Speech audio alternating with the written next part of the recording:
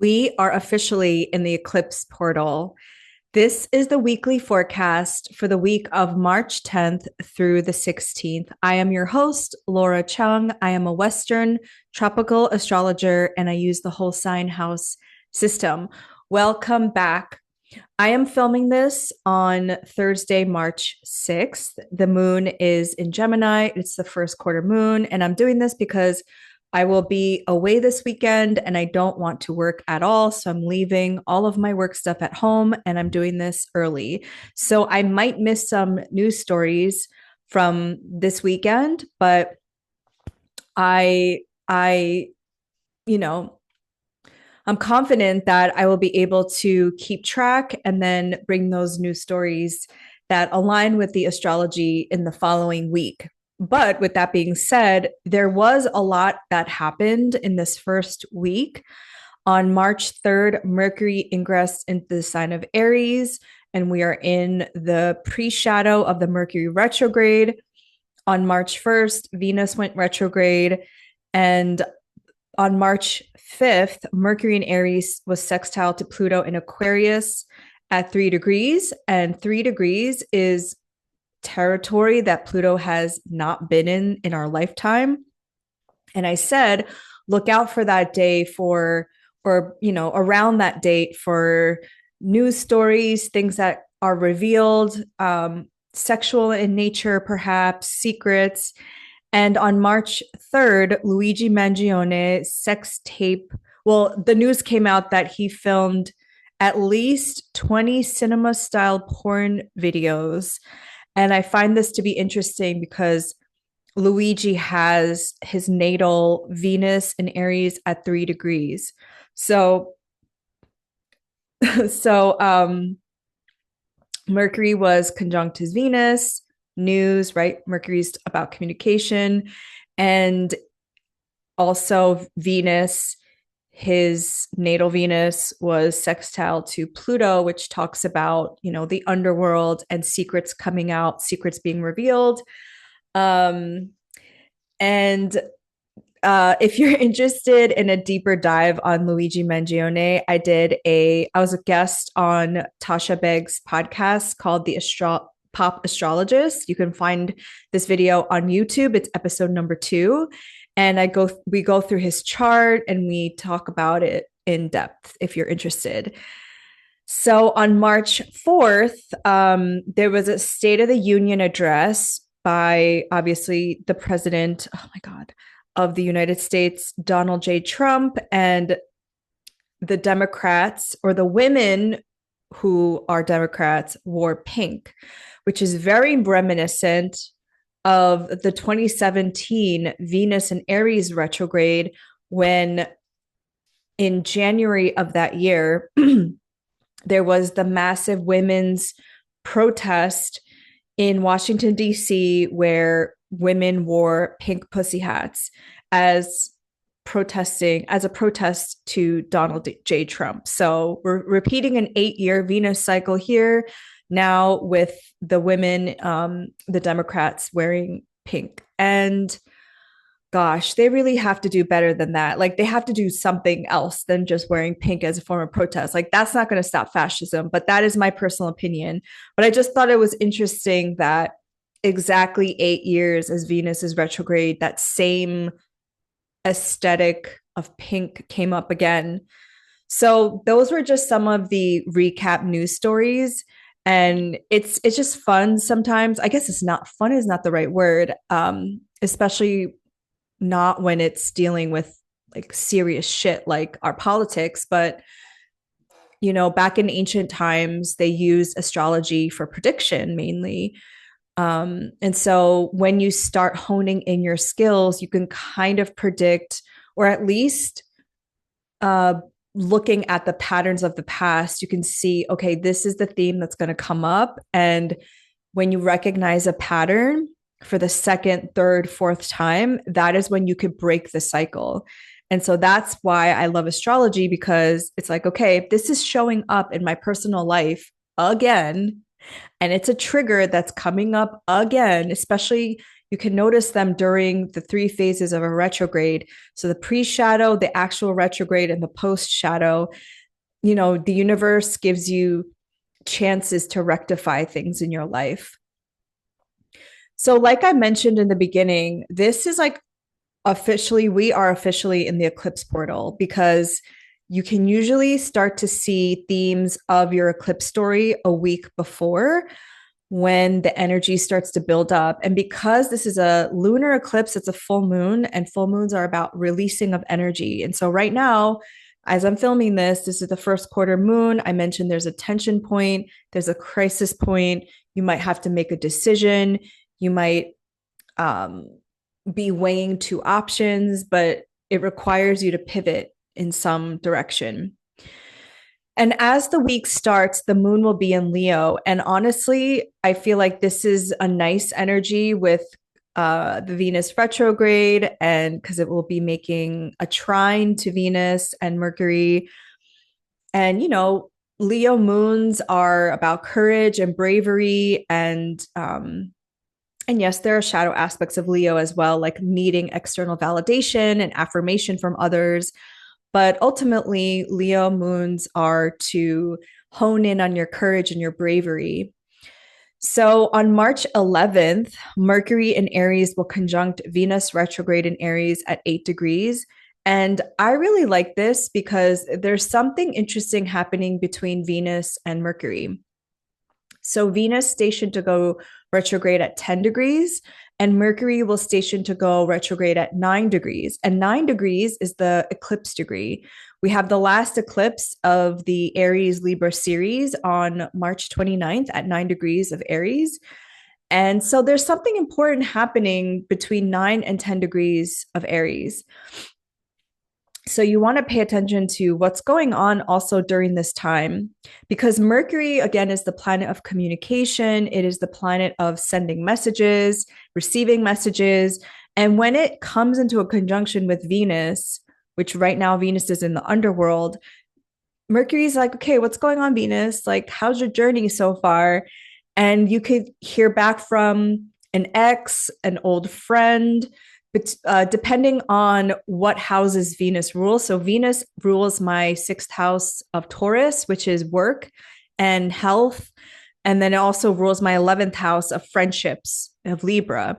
So Mercury rules my 7th house of one-on-one partnerships and my 10th house of career of Gemini and Virgo, respectively. So I might get a message from an old coworker.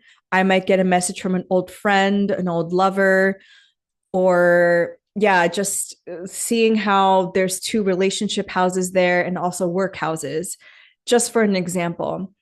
Like I mentioned in the previous week, Venus going retrograde will impact people who are Libra risings and Taurus risings. And if your time lord is Venus based on annual perfections, the most.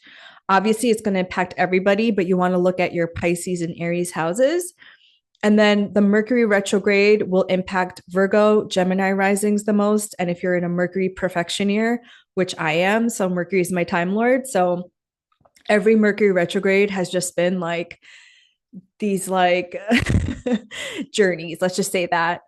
But I ultimately like this. I like when Mercury and Venus come together, because you need to maybe see that person from the past, or that person comes into your awareness in order for you to have some closure on something or put something to bed, or you need to resolve some kind of conflict. I know so far a lot of people's Venus retrograde stories have been at least with my girlfriends, they have been reevaluating their friendships and who they surround themselves in. And there's been a lot of what I like to say, the girlies are fighting. And ultimately, it's important to see these things, because you want to be aware, you want to know who you're surrounding yourself with, right? We are the average of the 5 people we surround ourselves with. That is a quote from Jim Rohn. So March 12th, the sun in Pisces will conjunct Saturn in Pisces at 22 degrees. and the moon will enter Virgo, which is very, very, um, yeah, like when the moon enters the sign of the eclipse, it's on, you know? So the sun in Pisces conjunct Saturn, we've gone through this several times now over the last year when Saturn went into Pisces in 2023. And it brings this like somber quality, this like very serious quality. Shit is getting real. And Saturn is the planet of the ground, you know, the earth and things that are in the 3D realm. And so, yes, Saturn rules not so fun things like discipline, responsibility, the elderly, you know, parents, structures, systems. And it also it also represents, on the other hand, like maturation, adulting. If you think about Saturn returns, right, that's when we start to adult. And the sun is like our vibrancy, our life force energy. And so when these two come together, there is this like, oh, like reality check, you know, because the sun in Pisces has been all this dreamy quality. And I recommended last week to watch very Piscean movies like Interstellar and The Labyrinth and what was it, The Never Ending Story. And when it comes together with a planet like Saturn, it's like, okay, how much of my imagination, how much of my dreaming can I really root down into this physical reality? So it's not a bad thing when we have transits with Saturn. It's not always bad. I do believe that Saturn does make us more realistic sometimes, and so it's like it could be a Debbie Downer. But if you're just always swimming in the you know the cloud of Pisces and like the realms of consciousness, sometimes that could be you're going way too far there as well. You always have to like bring yourself back and anchor yourself because there's so much Pisces energy in the sky. And that's why I don't remember which video I've done this in now, whether it was a weekly, a monthly with Stephanie Campos, but I don't recommend people doing drugs when there's so much Pisces energy, not unless you have a like regimented practice with psychedelics. But if you are just new to it and you're not grounded, that could lead to psychosis. That could lead to not being rooted in any reality. Okay, that is my advice for you. On March 14th, okay, this is the total lunar eclipse in Virgo at 23 degrees, and it happens at 2:54 a.m. Eastern time. And I'm actually going to share the chart so that we can look at it together and yeah, do a little chart analysis. So I set this for Eastern time, so please adjust for your time zone. Like I mentioned, it's going exact at 2:54 a.m. Eastern time, so it's like way early in the morning on a Friday. And the lunar eclipse is happening at 23 degrees of Virgo. Right here, you can see at the top of the chart, conjunct the south node, which is where eclipses happen. They happen on the nodes. And then we have 23 degrees of the sun in Pisces here. And we have like a little stellium here of Pisces. So a full moon is in opposition when the sun is opposite the moon. So the ruler of the lunar eclipse, which again is a full moon, is Mercury, because Mercury rules two signs, Virgo and Gemini. So Mercury here is at 9 degrees. Literally, this is the day before it stations to go retrograde. And Mercury is kind of just sitting in the sky at 9 degrees. Again, remember the 9 degrees of Aries because that is the eclipse point. And then just looking at the chart really quick, I mean, this is set for Eastern, so it's a 29 degree Sag rising. It is a 29 degree Gemini descendant. Mars is still only at 18 degrees of Cancer. It moved like 1 degree, and Pluto is now at 3.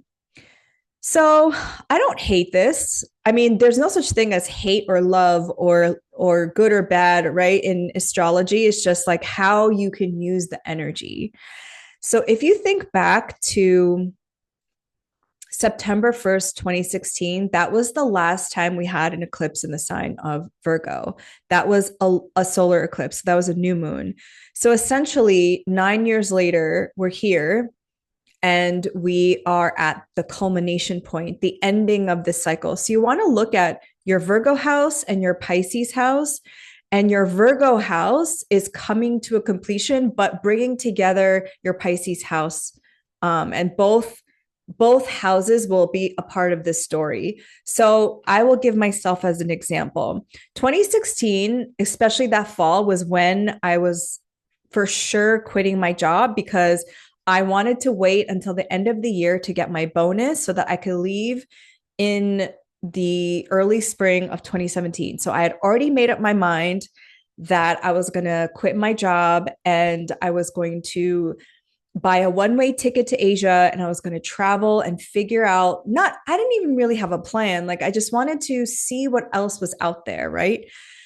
And Virgo is my 10th house of career, and the fourth house is my Pisces house. So those two topics of that eclipse came together. I quit my career in finance, and simultaneously, the fourth house, I decided to give up my apartment. I sublet it or subleased it to a renter, and I started selling off all of my furniture, and I opened up a Poshmark to sell off all of my corporate American corporate America clothes, literally like all of my suits, all of my like very dressy clothing. I just started selling on Poshmark. And so you see how like eclipses bring these very big monumental moments in life, especially if you have them in the angular houses, which I did, fourth and 10th. And both topics of the fourth and the 10th were coming together because one action in one house, right? It's Newton's third law of motion, which states for every action, there's an equal and opposite reaction. It's basically the law of karma, the law of cause and effect, which is essentially Saturn. Anyway, going off in a tangent here. So it was like, because I quit my job, I couldn't necessarily afford my rent in New York City. And so I decided to get rid of that apartment, become nomadic, and then the rest is history, right? So 9 years later, this is the full moon. This is the completion of whatever I did starting at that time. And for me, it was my entrepreneurship journey. And actually, since then, I have not really had my own like home. Like I've been kind of bouncing around everywhere. I've been traveling the world and living in location to location. I lived at my sister's apartment for like 3 years in like the Bronx, and then staying with friends and just like hopping around, staying with my parents. So since then, my fourth house, I haven't had my own, like I haven't signed a lease since then, which is so interesting now that I'm thinking back about that. The North Node now being because the North Node was in Virgo and now it's switched. It's a nodal reversal. And the North Node being in Pisces, I could already sense themes of what this might be for me. I'm thinking about putting down more like roots, like real roots somewhere in a home, or like signing a lease. I'm thinking about where I want to live for like permanently, having another permanent address, I guess, which is like scary too, because I'm like, I don't know if I believe in that, you know? So it's just like, these are all the things I'm thinking about because, again, the ruler of the lunar eclipse is Mercury. It's like stuff that you're contemplating, stuff that you're thinking about. And so that's what you want to think about. You want to think about what you were doing back in 2016, September of 2016. And because solar eclipses, there's like a 6-month window. I didn't actually quit my job until February 2017. And so it's not like it happened right away. It was something that was like forming. The last time the nodes were in the North Node in Pisces and the South Node in Virgo was 2007. So you want to also look back at what happened in 2007, which for me is when I finished grad school and I moved back to New York.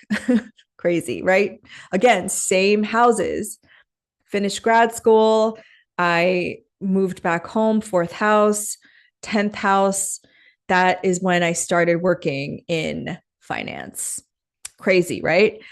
So, what else do I want to say about this lunar eclipse? So it's in the third decan of Virgo, which is a Mercury ruled Virgo. Again, a lot of contemplation. It is the 10 of Pentacles in the tarot, which is all about legacy, family, fulfillment, and the apex of achievement, right? And the same day, the sun in Pisces will sextile Uranus in Taurus at 24 degrees. So that's like later on after the full moon lunar eclipse goes exact. There will be a very exciting, I would say, sextile between the sun and Uranus in Taurus. And it's actually really cute that right after the lunar eclipse, the moon will be in a trine to Taurus. So there is some surprise factor here. Like eclipses already are kind of these massive endings and beginnings. Some part of your life is ending while another part is beginning. And oftentimes we don't know where we're headed to, where we're being led to, right? And then you have this harmonious aspect with Uranus and Taurus, which is finally moving forward. And it feels like there's some surprise. And I'm not saying the surprise will be good or bad. I'm just saying, because I found out the hard way that there was, I think I mentioned this to y'all like last month when there was this, oh my God, the sextile between Uranus and Mars in Cancer, and I was like, "Ooh, maybe I'll get like extra money." And then it was the actual thing that happened. Oh, and then I think Mercury was in Capricorn, and it was a trine to Uranus. I was like, "Oh, maybe I'll get some surprise money." No, I found out that I had fractured my tooth, and then I had to spend a surprising amount of money on it, which I'm almost at the end of this journey, by the way. But that was my Mars retrograde story. Uh, was that I've been fracturing my teeth because of the stress that I've been feeling, and it's been costing me a lot of money. And so I'm not saying that harmonious aspects don't necessarily mean something great. It just means that the energy is flowing very well. So I want us to keep practicing this idea that there's no good or bad. It's really our perception of what we believe is good or bad. Because ultimately, I had an infection on my gum, and that's what led to me finding out that I'd fractured my tooth and that my tooth needed a root canal because it was infected. And so actually that infection, that little like cyst on my gum actually saved me because it would have gotten so much worse. So the body, this is why I love this Uranus and Taurus transit. The body is the most sophisticated form of technology. And I know like we're thinking about AI, and when Uranus moves into Gemini, space travel is just going to be more common with regular muggles and or regular people. And everybody's trying to find these like sophisticated ways of technology with like chat gpt, but or the earth and the intelligence of the earth and our bodies already are sophisticated forms of technology. And I'm just so grateful that that happened to me, because I was like, it would have gotten so much worse if I had to have gum surgery and get my tooth taken out. Anyway, I'm going off on a tangent. I'm just saying that I just want to like, I want the astrology to be rooted in reality, that I'm giving you the possible scenarios of what could or could not happen. But ultimately, I can't tell you what can happen. It's Uranus. And also, everybody's chart is so unique to them. What you're going through, what phase of your life, what perfection year you're in, what's your time lord, what are your zodiacal releasing, what does your solar return chart say? It's like we all have very unique journeys within the transits that I can't diagnose what this will mean for everybody. But it will be a surprise. And I oftentimes think that whatever ending you are going through, whether you've been fired for a job or you're going through a breakup, you will see in hindsight that that opened up space for you to call in what you're truly worthy of.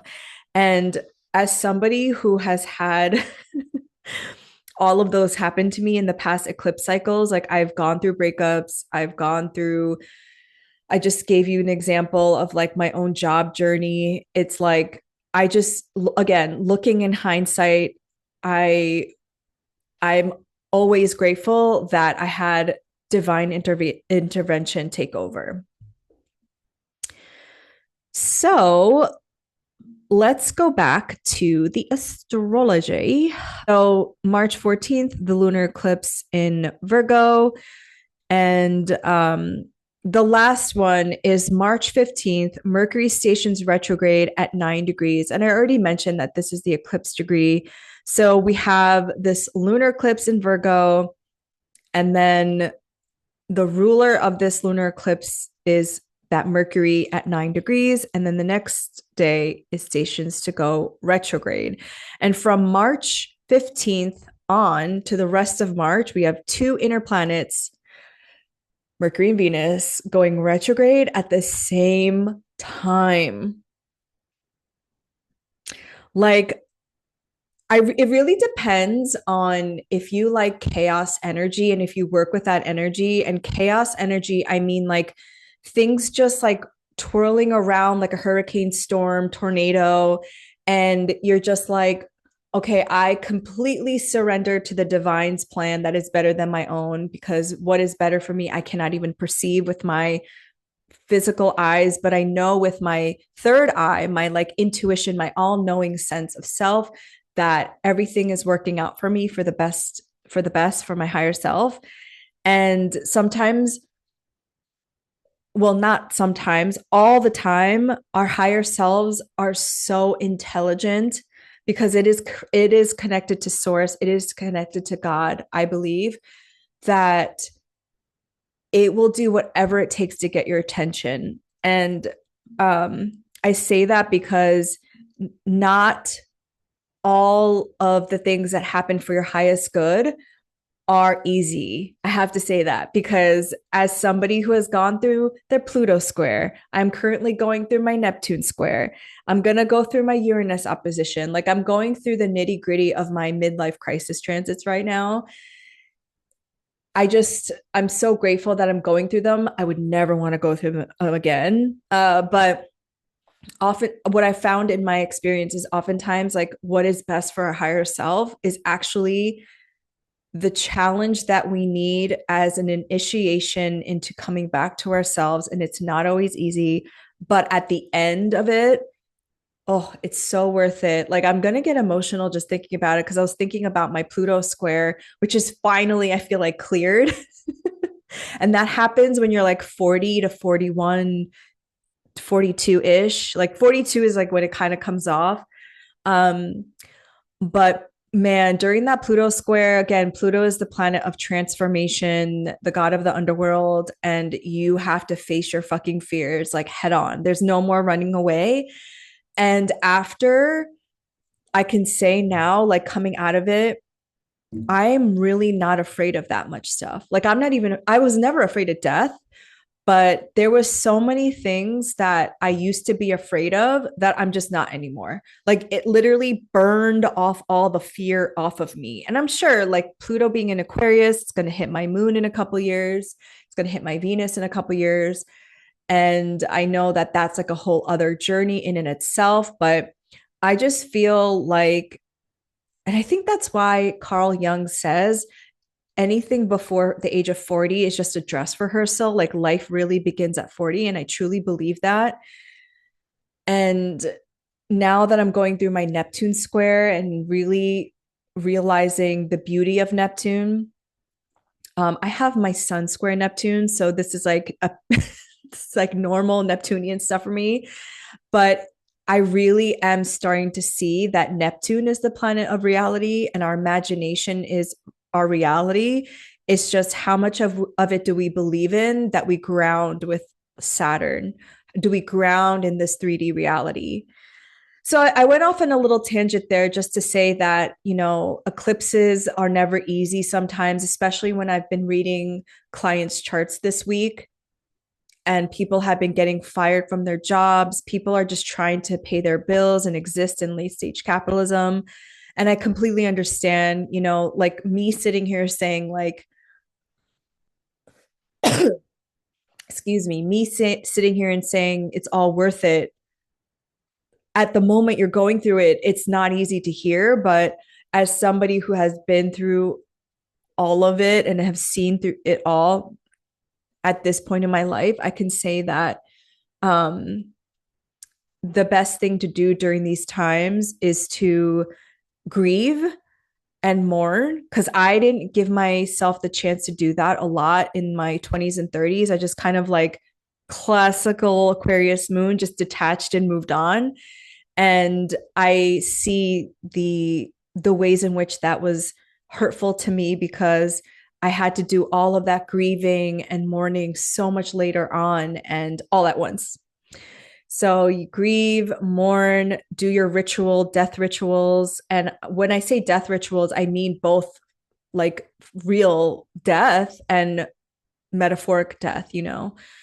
Um, so all of that to say is may the odds be ever in your favor. May God protect you. May Goddess protect you. May the universe protect you. May the ancestors protect you. May you just be covered in love and protection.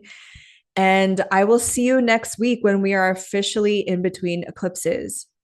Bye.